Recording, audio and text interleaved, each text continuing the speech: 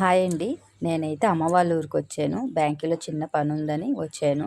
ఇంకా బెంగుళూరుకెళ్దామంటే full bus టికెట్ల rate ఎక్కువగా ఉన్నాయి. ఇంకా చూడాలి. ఒక టికెటొచ్చి 2,500, 3,000 అలా ఉన్నాయి. అసలు బుక్ కూడా కావటం లేదు. ఇంక ఈరోజు నైట్ అయితే చూడాలి. ఇంక ఈరోజైతే పొద్దున టిఫిన్‌కైతే నేను చిరుధాన్యాలతో దోసైతే పోసేసాను. దాంట్లోకొచ్చి పెసలు, రాగులు, ఇం ఇంకా ఉప్పుడు బియ్యము, వేరుశెనగ పప్పులు, కొర్రలు అవన్నీ వేసైతే నానబెట్టేసాను.